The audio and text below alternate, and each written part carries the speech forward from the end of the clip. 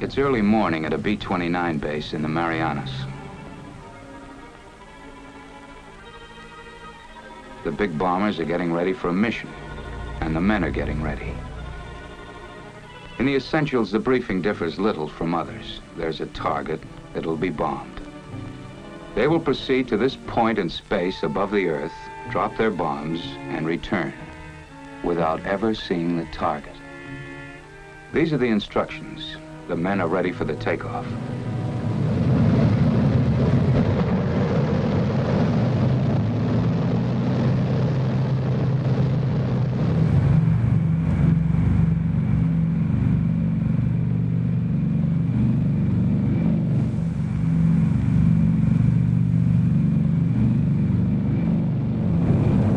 Hours aloft.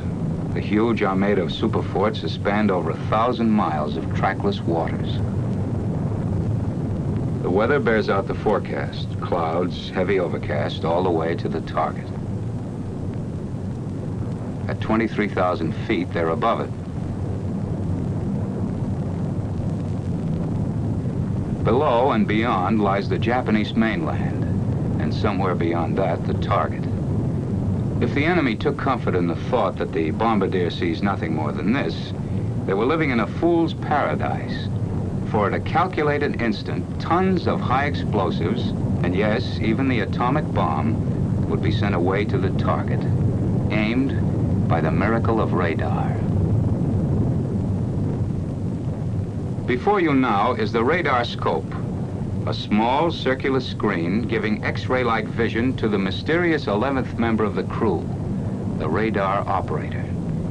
Until recently, we've known little of what he does, and even less about the instruments he uses. Basically, radar equipment consists of a radio transmitter and receiver. The transmitter sends a radio beam earthward. If it strikes water, the beam is not reflected. The receiver picks up nothing, and the scope appears dark, as it is now over the Pacific Ocean. But if the beam strikes a solid object, such as land, it's reflected and shows light on the scope. Watch. Something's coming in now at the upper left. Adjusting the receiver control sharpens the picture. There they are. 2 islands, both with mountains on them. That should make them easy to identify. According to the charts, only 2 islands of this shape and contour lie off the southern coast of Honshu. The little one, Kojima, the other, Hachijojima. 2 tiny dots on the face of the globe point the way for a cargo of destruction.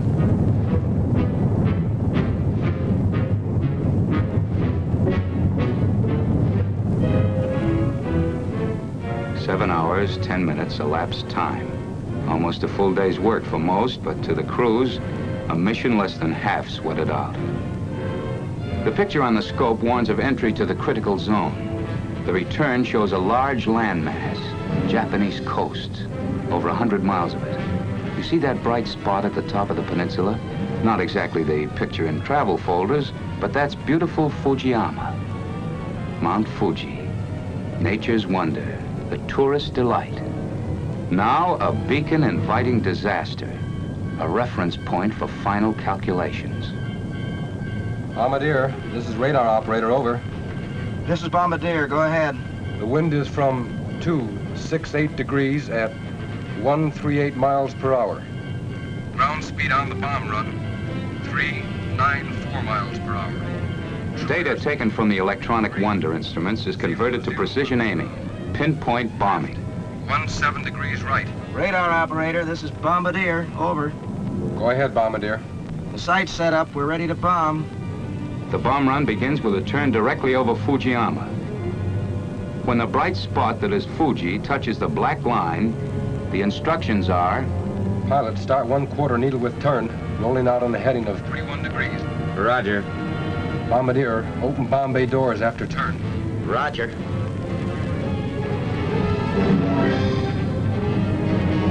The moment for decision has arrived. The moment when the target must be singled out from hundreds of other invisible targets. Coastline with a large city. A peninsula jutting out in a bay. The city, Tokyo. This is the general target area. Northwest of Tokyo lies the specific target, the Kyushu aircraft factory at Kawago. A flick of the switch isolates the target image. And here it is, one tiny speck of light, the focal point for hundreds of giant bombers, for 1,000 tons of bombs. Pilot, correct 9 degrees right. Roger. Ready on 70 degrees. Ready? Mark.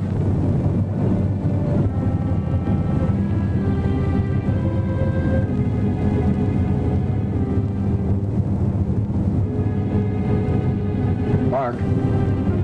At the split second before the bombs are released, the radar operator sees this. Bombs away.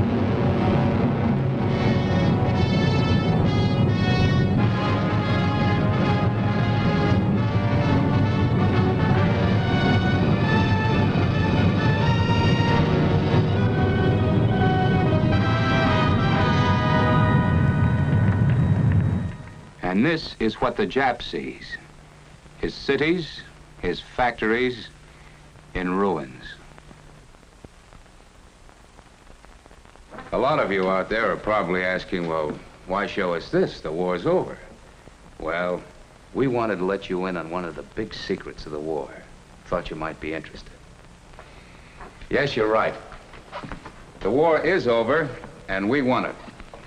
And by we, I mean the foot soldiers, the men at sea, the crews who flew the missions, you men and women who worked in the factories, the scientists who gave us radar and the atomic bomb, and every last man, woman, and child who bought war bonds. That was all part of winning the war. But now there's a matter of the peace.